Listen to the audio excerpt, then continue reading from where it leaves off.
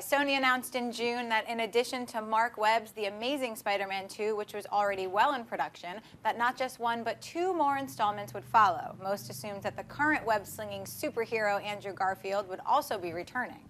But in a recent interview, Garfield revealed that may not actually be the case. Garfield stated, I'm under contract for another one after this. As far as a fourth one, that's not anything to do with me. But yeah, I think what we're doing here is we've established the world, and now we get to play inside that world. Use our imagination and kind of expand. That's what this film is. Amy Rose, what do you make of Garfield's comments? A fourth Spider-Man film without Spider-Man. That's very interesting. This could really just mean a variety of things. One, money really does sort everything.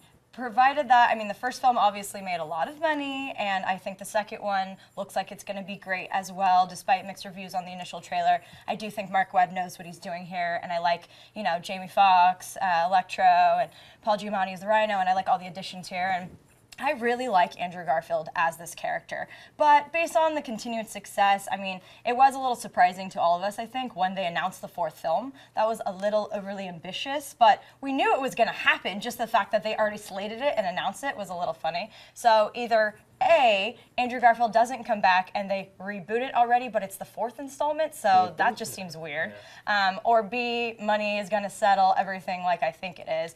I know that they're going a lot more villain heavy. I do hope Sinister Six, starts paving the way, but I can't imagine. I always thought it'd be really cool to do a film from the villain's perspective, but I don't think that's what they're going to do here, because Spider-Man is the famed, superhero here. So I do think it's interesting, but it's many, many years away, so it's not weird for them to be, contract for 3 films and then to kind of go from there. So what do you think, Dennis? Yeah, I think both the studio and Andrew Garfield are taking a wait-and-see approach. They're going to see, is this second one going to, because the first one was, it was a success, but, they know that they had the stigma of being a very fast reboot.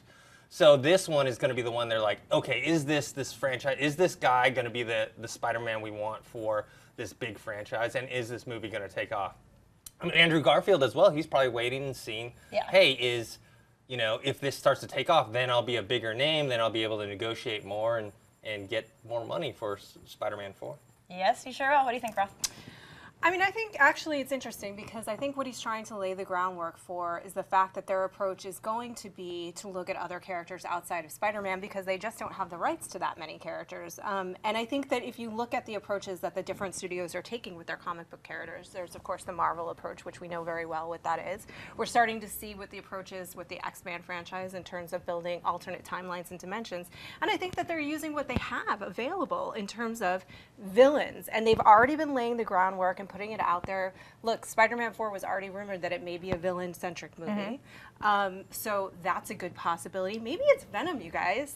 Maybe it is. But can it be the Amazing Spider-Man without Spider-Man? We're getting Man of Steel with very little Man of Steel. Don't get me started on that. What do you think, Shep? Well, we don't know if Man of Steel is really secretly called Justice League. It's Justice League Origins. Yeah, I think it's Justice League, and they're just pushing that off to make a big announcement at Comic-Con. So because they only have one movie. DC only has one movie coming out in 2 years, while Marvel has 800. So they got to wait till San Diego Con to drop that little nugget. It's Justice League.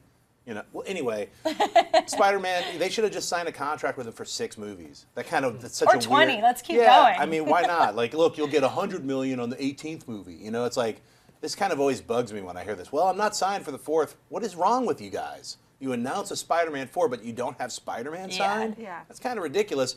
And you just jacked yourself. Because now he's going to be like, it's 30 million, and they're going to be like, okay. Because what, you think Spider-Man 2 is not going to be a gigantic success? I love the trailer. Every sweaty fanboy went nuts.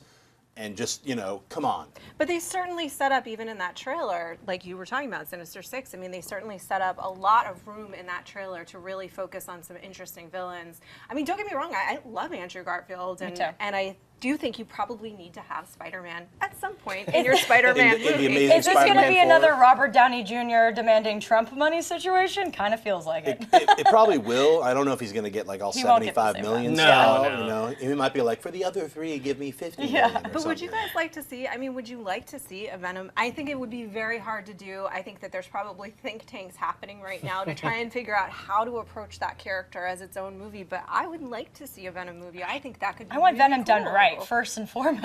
Yeah. Venom could Carnage be a good character as a standalone movie, but let's not forget Spider-Man has the best rogues gallery of any Oh, yeah. superhero, bar none. Better than Batman. He has like 100 villains. Yeah. So just Sinister Six. Oh, we just got rid of 6. Here's like 100 more. Yeah, so that are good. awesome. So I don't think they're going to run out. They can make Spider-Man 9. They should just sign him on. Like, look, dude, we're going to film 1 a year. I mean, if they want to make 200-300 million every quarter, I mean, Yeah. they should just. But keep don't making release it Spider-Man. until the players are in place, is all I'm saying. Yeah. All right, Chrisley, what's next? Well, I just have to say that this news makes me so sad because I love this franchise, and part of the franchise that I love is Andrew Garfield as Spider-Man. And I know that there's a lot of people that call this franchise the Twilight version of Spider-Man, but I don't believe that, and I love Andrew Garfield, and I don't want to see an Amazing Spider-Man without him. So I hope that they get him back on board. Money talks, baby. Money talks. If you like this video, be sure to give it a thumbs up and don't forget to subscribe to AMC Movie News on YouTube. It's free and a great way to stay updated with all the latest movie news and check out our daily show, AMC Movie Talk. Also, don't forget to check us out on Facebook and Twitter to stay in the loop for our special prizes, giveaways, and contests.